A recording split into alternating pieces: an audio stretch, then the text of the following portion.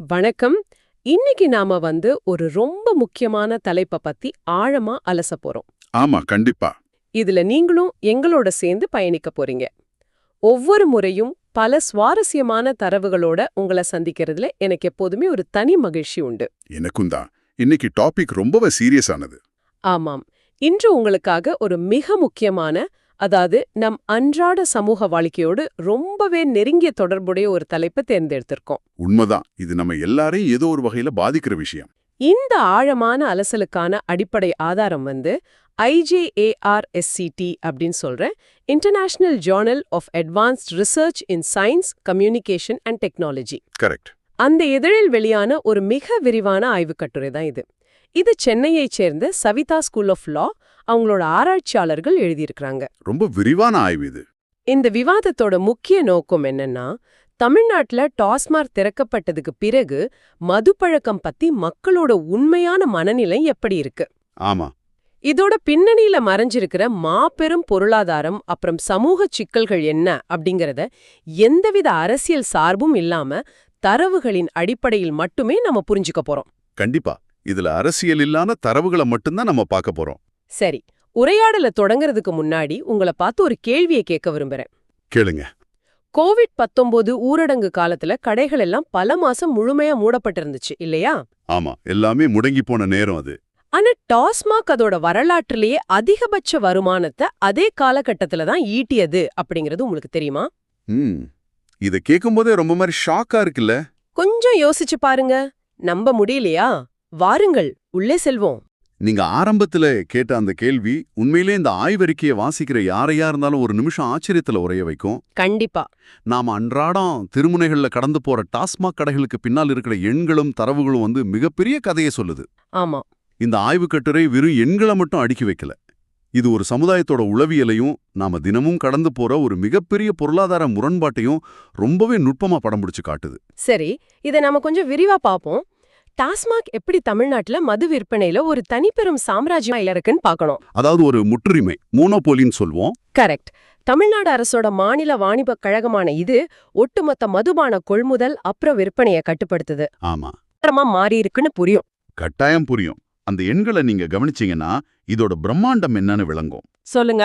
2010 முதல் 14 வரையிலான வெறும் 4 வருட காலகட்டத்துல மட்டும் டாஸ்மாக் 60,094 கோடி ரூபாய் வருவாய் ஈட்டியிருக்கு. அப்பப்பா. இத தி ஹிந்து நாளிதழோட தரவுகளை மேற்கோள் காட்டி இந்த ஆய்வு ரொம்ப தெளிவா சொல்லுது. உண்மைதான். நீங்க கற்பனை செய்து பாருங்க, ஒரு மாநிலத்தோட ஒட்டுமொத்த வளர்ச்சி திட்டங்களுக்கும் உள்கட்டமைப்பு வசதிகளுக்கும் தேவைப்படும் நிதியை விட இந்த மது விற்பனை மூலமா கிடைக்கிற வருவாய் மிக பிரமாண்டமானதா மாறி இருக்கு. ஆனா இங்கதான் விஷயமே ரொம்ப சுவாரஸ்யமா மாறுது. நீங்க ஆரம்பத்துல அந்த கோவிட் பெருந்தொற்று காலகட்டத்தை பத்தி ஒரு தரவு சொன்னீங்க இல்லையா? ஆமா, லாக்டவுன் நேரம். 2020 மார்ச் முதல் ஜூன் மாசம் வரை கோவிட் முதல் அலையோட உச்சகட்ட பாதிப்பால டாஸ்மாக் கடைகள் முற்றிலுமாக அடைக்கப்பட்டிருந்துச்சு. ஆமாம், யாருமே வீட்டை விட்டு வெளியே வர முடியாத சூழ்நிலை.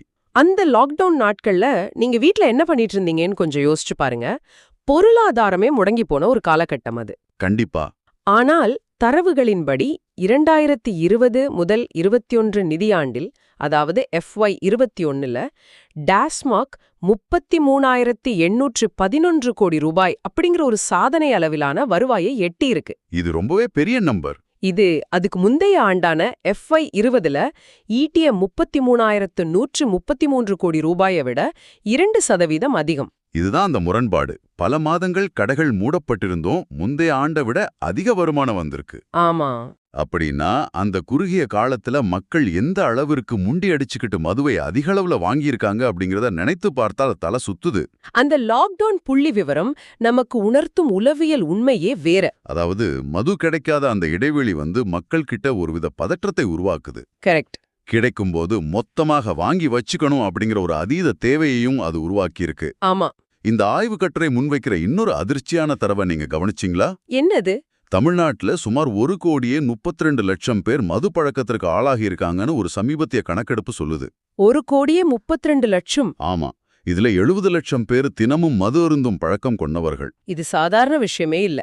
மாநிலத்தோட ஒட்டுமொத்த மக்கள் தொகையில எவ்வளோ பெரிய சதவீதம் பேர் தினமும் இந்த ஒரு பழக்கத்திற்காக தங்கள் நேரத்தையும் பணத்தையும் செலவிடுறாங்கன்னு நாம ஆழமா சிந்திக்கணும். அந்த செலவு பத்தி பேசும்போது தான் உண்மையான பொருளாதார சிக்கலே ஆரம்பமாகுது. ஆமாம். தினசரி குடிப்பவர்கள் மாதத்திற்கு சராசரியாக 6552 ரூபாய டாஸ்மாக்ல மட்டுமே செலவிடுறாங்கன்னு இந்த ஆய்வு சொல்லுது. ரொம்ப பெரிய தொகை இது ஒரு நடுத்தர குடும்பத்துக்கு. இப்போ நீங்க ஒரு நடுத்தர வர்க்க குடும்பத்தை மனசுல வச்சுக்கோங்க. உங்களோட மாத வருமானம் ஒரு 20,000 ரூபான்னு வச்சுப்போம். சரி. அந்த 20,000 ரூபாயில மாதம் பிறந்த உடனே 6,500 ரூபாய எடுத்து அப்படியே மதுவுக்காக செலவழிச்சிட்டா மீதமுள்ள 13,500 ரூபாயில ஒரு குடும்பம் எப்படி வீட்டு வாடகை கொடுக்கும்? ரொம்ப கஷ்டம். குழந்தைங்களோட பள்ளி கட்டணத்தை எப்படி கட்டும்? மளிகைச் செலவுகளை எப்படி சமாளிக்கும்? சமாளிக்கவே முடியாது. ஒரு குடும்பத்தோட ஒட்டுமொத்த பட்ஜெட்டையும் இந்த 6,552 ரூபாய் எப்படி சின்னாபின்னமாக்குது அப்படிங்கறத உங்களால கற்பனை செய்ய முடியுதா? அதுதான் இங்க இருக்கிற மிக முக்கியமான சமூக பிரச்சனை. ஆமா. ஆய்வில் பங்கேற்றவங்கள்ல 44.34% மக்களோட மாத வருமானமே 5,000 முதல் 25,000 ரூபாய்க்குள்ளதான் இருக்குன்னு இந்த அறிக்கை பதிவு செஞ்சிருக்கு. இது ரொம்ப கவலையான விஷயம். அப்படி இருக்கும்போது ஒருவர் தனது மாத வருமானத்துல 1/3 பங்க அல்லது சில சமயங்கள்ல பாதிக்கும் மேலான தொகையை மதுவிற்காக செலவிட்டால் என்ன ஆகும்? குடும்பம் வறுமையில தான் வாழும். அந்த குடும்பம் நிரந்தரமா வறுமை கோட்டிற்கு சற்று மேலேயே ஊசலாடிக்கிட்டு இருக்கும் அல்லது அப்படியே கீழே தள்ளப்படும். உண்மைதான். எல்லாவற்றுக்கும் மேலாக நீங்க ஒரு மதுப்பிரியரா இருந்தா உங்களுக்கான டாஸ்மாக் கடை 3/4 பேருக்கு 1 கிலோமீட்டர் சுற்றளவிலே கணிச்சிடுது அப்படிங்கிற தகவலையும் இந்த ஆய்வு பதிவு செஞ்சிருக்கு. Easy accessibility. கரெக்ட். இந்த மிக எளிதாக கிடைக்கும் தன்மைதான் பலரையும் மீண்டும் மீண்டும் அந்த வலைக்குள் தள்ளுது. இவ்வளவு எளிதா மது கிடைக்கிற ஒரு சூழல்ல மக்களோட உண்மையான மனநிலை என்ன அப்படிங்கறத தெரிஞ்சுக்கதான் இந்த ஆய்வாளர்கள் 327 பேரிடம் ஒரு நேரடி கள ஆய்வை நடத்தியிருக்காங்க. ஆமா, அந்த சர்வே ரிசல்ட்ஸ் ரொம்ப இன்ட்ரெஸ்டிங். இந்த இடத்துல ஒரு சுவாரஸ்யமான முரண்பாட்டை கவனிங்க. இதுல பங்கேற்றவர்கள்ல 73.70% பேர் ஆண்கள். பெரும்பாலும் நகரத்து பகுதியில இருக்கிறவங்க. ஆமா, பெரும்பான்மையானவர்கள் நகர்ப்புறம் அப்புறம் புறநகர் பகுதிகளைச் சேர்ந்தவங்க. இதுல பங்கேற்றவர்களோட கல்வி தகுதியை பார்த்தா இளங்கலை, முதுகலை, ஏன் PhD படிச்சவங்க கூட கணிசமான அளவுல பங்கேற்றிருக்காங்க. நல்லா படிச்சவங்க. இவ்ளோ பரவலான படித்த ஒரு மக்கள் கூட்டத்தோட குரல் என்ன சொல்லுதுன்னு பார்த்தா அது நம்ம வேற ஒரு திசைக்கு அழைச்சிட்டு போகுது. ஆமாம், இந்த தரவுகளை எல்லாம் இணைத்து பார்க்கும்போது மிக தெளிவான அதே சமயம் ஒரு ஆச்சரியமான முடிவு கிடைக்குது. என்னது? ஆய்வில் பங்கேற்றவர்கள்ல ஒட்டுமொத்தமா 79.2% மக்கள் தமிழ்நாட்டுல உடனடியாக மதுவிலக்கை கொண்டு வர வேண்டும் அப்படின்னு மிக உறுதியா சொல்லியிருக்காங்க. வாவ்! யோசித்து பாருங்க, எந்த மக்கள் தொகையில பெரும்பகுதியினர் மதுவை எளிதா வாங்குறாங்களோ, எந்த சமூகத்துல அதிகப்படியான மது விற்பனை நடக்குதோ அதே சமூகத்தைச் சேர்ந்த 3/4 பேர் தான் இந்த மது வேண்டாம், இதை உடனே தடை செய்யணும்னு குரல் கொடுக்கறாங்க. முரண்பாட்டின் உச்சம் இது. இது மக்களோட இயலாமையா அல்லது அவங்க மாட்டிக்கிட்டு இருக்கிற ஒரு சுழலையா காட்டுது அப்படிங்கறத நாம விவாதிக்கணும். அந்த இயலாமைக்கு காரணம் இதனால ஏற்படுற பாதிப்புகளோட வீரியம்தான். கண்டிப்பா. பாதிப்புகளை பொறுத்தவரை ஒரு குடும்பத் தலைவர் மதுவுக்கு அடிமையாகும்போது அது வெறும் அவருடைய கல்லீரலை மட்டும் பாதிக்கல.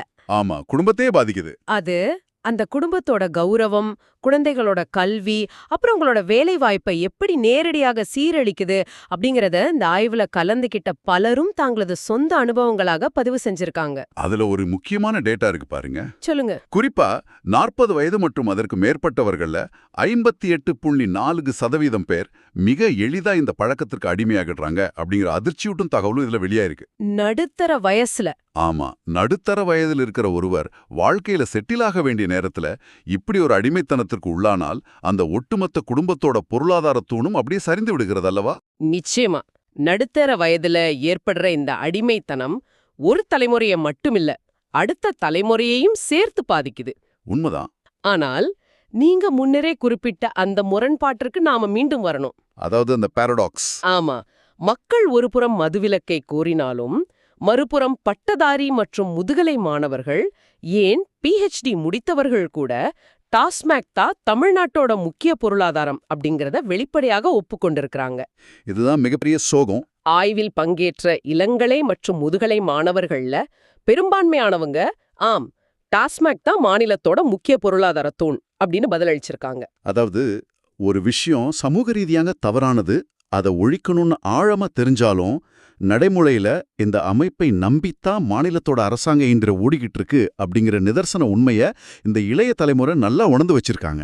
இத படிக்கும்போது நிஜமாவே ஒரு பெரிய ஷாக் தான். ஆமா. எங்களுக்கு இது வேண்டாம், ஆனா இது இல்லாம இந்த அரசாங்கத்தால ஓட முடியாது அப்படின்னு மக்களே நினைக்கிறாங்கன்னா இது எவ்ளோ பெரிய உளவியல் சிக்கல். ரொம்ப பெரிய சிக்கல் தான். இந்த முரண்பாடு தான் நம்ம அடுத்த கட்டத்திற்கு அழிச்சிட்டு போகுது. அதாவது அரசியலும் நடைமுறை சிக்கல்களும். அரசியல் ரீதியா பார்த்தா இது இன்னும் சிக்கலானது. தமிழ்நாட்டு அரசியல்ல மதுவிலக்கு அப்படிங்கிறது எப்போதுமே ஒரு முக்கியமான துருப்புச் சீட்டாக பயன்படுத்தப்பட்டு வருது. நீங்க கொஞ்சம் கடந்த காலத்தை திரும்பி பாத்தீங்கன்னா, மே 2016ல அப்போதைய முதலமைச்சர் பதவியேற்ற உடன் முதல் கையெழுத்தாக 500 டாஸ்மாக் கடைகளும் மூடுனாங்க. ஆமா, ஞாபகம் இருக்கு.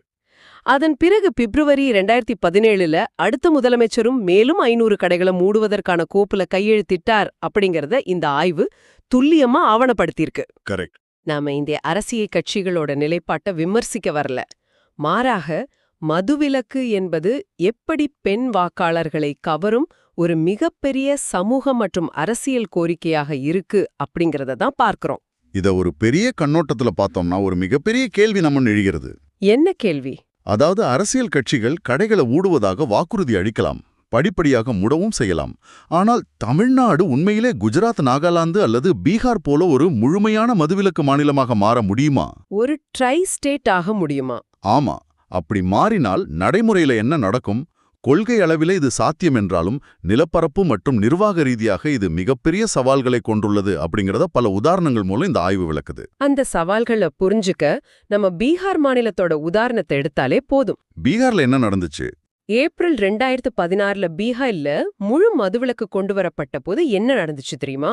கள்ளக்கடத்தல் அதிகமாச்சு. கொள்கை அளவுல அது மாபெரும் வெற்றின்னு அனுமதிக்கப்பட்டாலும் பீகார் மாநிலம் சர்வதேச எல்லையான நேபாளத்துடன் தனது எல்லையை பகிர்ந்து கொள்கிறது. ஆமாம். மதுவிலக்கு அமல்படுத்தப்பட்டவுடன் நேபாள எல்லையிலிருந்து மிக குறைந்த தரத்திலான கள்ளச்சாராயம் அப்புறம் மதுபானங்கள் பீகாருக்குள் பெருமளவுல கடத்தப்பட தொடங்குச்சு. இது தவிர்க்க முடியாத ஒண்ணு ஆகிடுச்சு. இப்போ நீங்க தமிழ்நாட்டோட வரைபடத்தை மனசுல கொண்டு வாங்க. நாம புதுச்சேரி, ஆந்திர பிரதேசம் மற்றும் கர்நாடகா ஆகிய மாநிலங்களை எல்லையாக கொண்டிருக்கோம். இந்த மூணுமே மதுவிலக்கு இல்லாத மாநிலங்கள். கரெக்ட். அப்படி இருக்கும்போது தமிழ்நாட்டுல திடீர்னு முழு மதுவிலக்கு கொண்டு வரப்பட்டால் அண்டை மாநிலங்களிலிருந்து மது கடத்தப்படுவதை நம்மால் எப்படி தடுக்க முடியும்? அது ஒரு மிகப்பெரிய டாஸ்க். அந்த எல்லையை முழுமையாக கண்காணிக்க தேவையான காவல்துறை கட்டமைப்பு நம்மகிட்ட இருக்கா? இந்த கேள்விகளை தான் அந்த ஆய்வுக் கட்டுரை ரொம்ப ஆழமா முன்வைக்குது. அந்த எல்லைப்புற கடத்தல் என்பது ஒரு நிர்வாக சிக்கல். அது ஒரு புறம் இருக்கட்டும். சரி. ஆனால் இந்த பிரச்சனை வெறும் மாநில எல்லைகள், புள்ளி விவரங்கள் மற்றும் பொருளாதாரம் சார்ந்த விஷயம் மட்டுமல்ல. ஆமா, சமூக பிரச்சனை. இது ஒரு மிக ஆழமான கலாச்சாரம் மற்றும் சமூக பிரச்சனை அப்படிங்கறத நம்ம மறந்துவிடக்கூடாது. இந்த ஆய்வுக் கட்டுரையில பாப் கலாச்சாரம் மற்றும் தமிழ் சினிமாவோட தாக்கம் குறித்தும் மிக ஆழமா விவாதிச்சிருக்காங்க. சினிமாவின் தாக்கம் பெருசுதான்.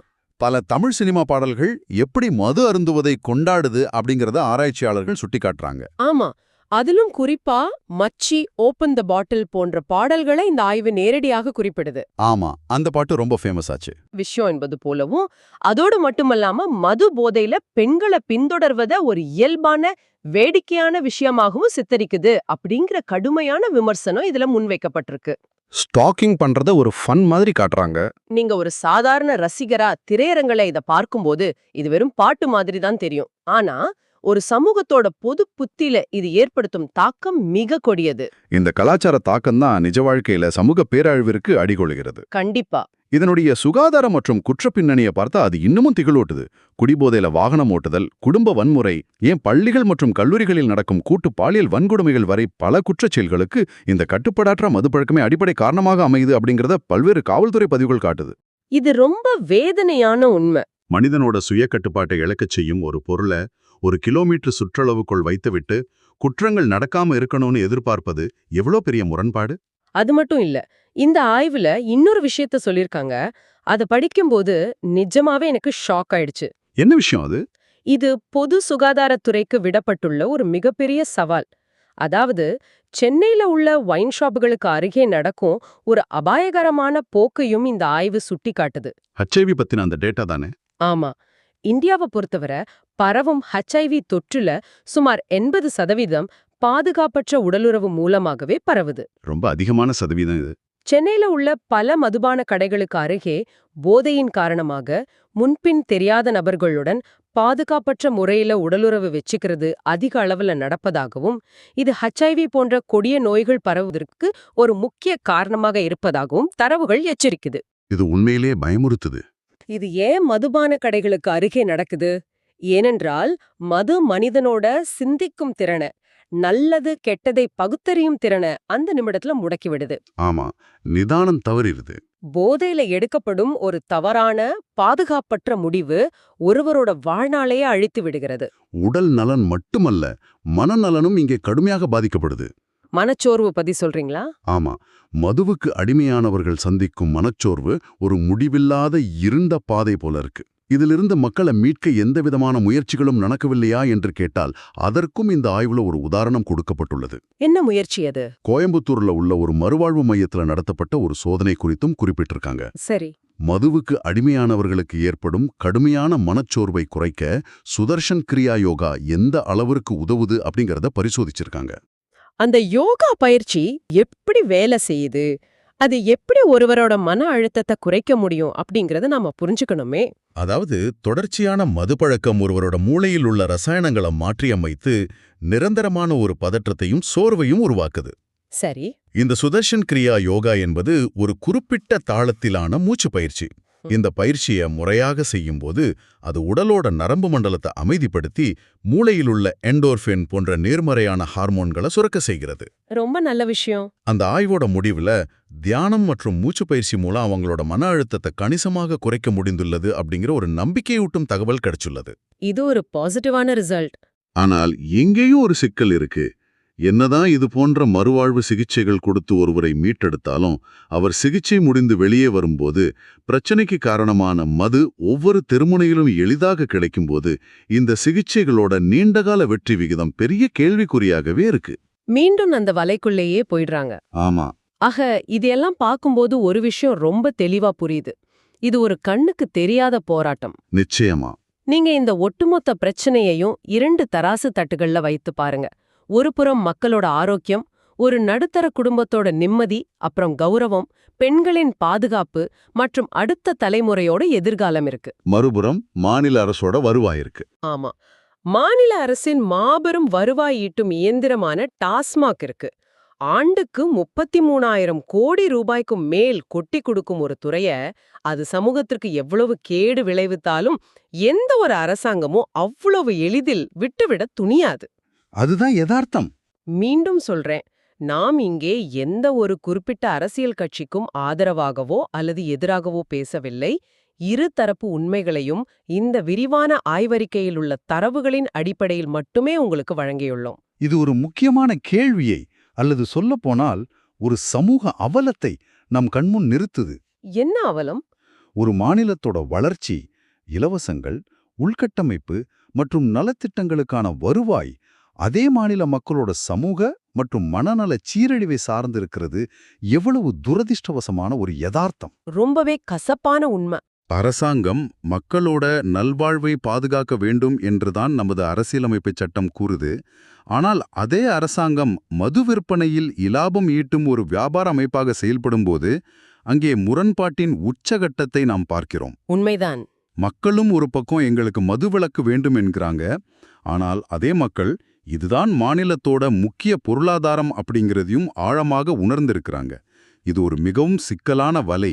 ஆமாம். இதிலிருந்து வெளியே வருவது என்பது ஒட்டுமொத்த சமூகமும் அரசும் இணைந்து பல்வேறு மாற்று வழிகளை யோசித்து எடுக்க வேண்டிய ஒரு நீண்ட நெடிய பயணம். நீங்கள் சொல்வது மிகச்சரி. இந்த வலைக்குள் தான் நாம் அனைவரும் சுழன்று கொண்டிருக்கிறோம். ஆமா, சரி.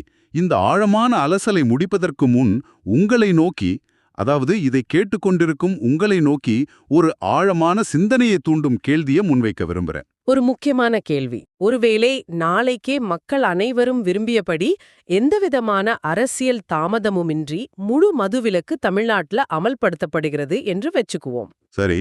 அரசாங்கமும் மக்களோட கோரிக்கைக்கு சம்மதித்து விடுது. ஆனால் கள்ளச்சந்தையோ அல்லது பீகார் மாநிலம் சந்தித்தது போன்ற எல்லை தாண்டிய மோசமான கடத்தலோ ஏற்படாம இருக்கணும். அதே சமயம் மாநில அரசுக்கு டாஸ்மாக் மூலம் வந்து கொண்டிருக்கும் அந்த 33,000 கோடி ரூபாய்க்கும் மேலான வருவாய்க்கு சற்றும் குறையாத ஒரு மாற்று பொருளாதாரத்தை நம்மளால் உடனடியாக உருவாக்க முடியுமா? ரொம்ப பெரிய கேள்வி இது. அப்படி எந்த துறையை, எந்த தொழிலை வளர்த்தெடுத்தால் ஒரு பெரிய பொருளாதார வீழ்ச்சியோ மாநிலத்தோட திவால் நிலையோ இல்லாம இந்த மாபெரும் மாற்றத்தை சாத்தியப்படுத்த முடியும்? யோசிக்க வேண்டிய விஷயம்தான். இந்த கேள்விக்கான விடையை நீங்கள் ஒவ்வொருவரும் தனிப்பட்ட முறையில் சிந்திக்க வேண்டும் என்று கேட்டுக்கொண்டு இன்றைய இந்த ஆழமான அலசலை நிறைவு செய்கிறோம். கண்டிப்பா சிந்திப்பாங்கன்னு நம்புறோம். மீண்டும் மற்றொரு சுவாரஸ்யமான தரவுகளோடு சந்திப்போம். அதுவரை உங்களிடமிருந்து விடைபெறுகிறோம். நன்றி.